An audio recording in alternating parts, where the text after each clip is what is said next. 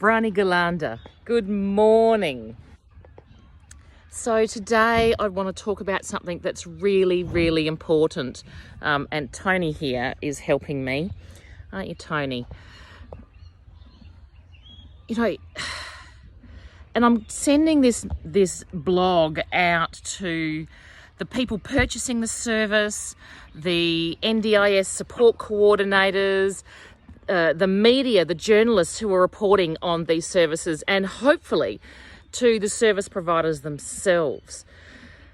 Look, there is a lot of confusion about what equine-assisted therapy, equine-assisted psychotherapy, equine-assisted mental health, what that is, and what equine-assisted learning or equine-assisted mentoring or equine-assisted coaching or equine-assisted leadership or whatever that may be as well, whatever you call it.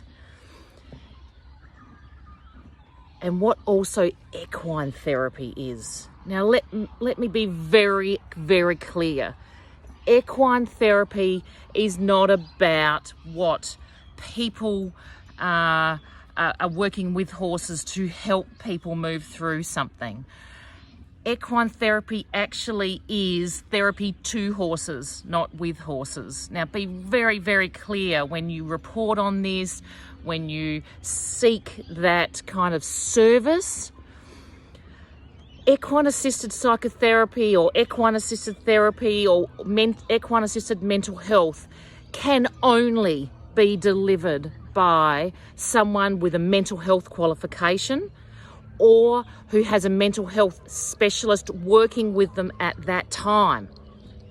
If the service provider that you are working with, if they do not have a mental health qualification and coming under some peak professional body and met by all the ethical standards and the requirements for professional development, clinical supervision and things like that, please don't go there, because it might be fine if everything is going great and you're just having a yarn and you're just interacting with the horses or whatever it might be.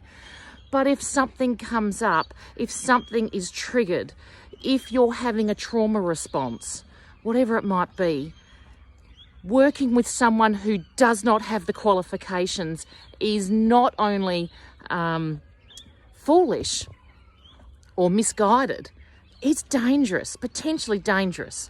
So please, when you access a service provider, ask them if they're offering equine-assisted therapy or equine therapy or equine-assisted psychotherapy. Ask what their qualifications are.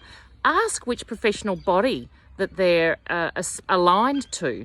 And hopefully they're not just someone with a mental health qualification, but they've also got some form of certification with a equine-assisted trainer as well. So someone who is trained in operating, in providing a theoretical framework that involves horses rather than just a mental health therapist adapting a mental health theoretical framework to fit with horses.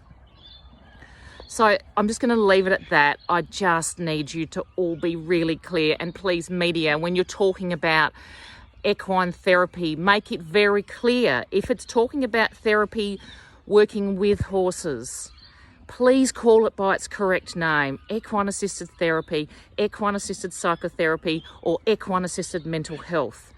We need to educate the wider community, and we also desperately need a peak body that actually encompasses equine-assisted psychotherapy or equine-assisted mental health, so that we can have regulations within Australia especially.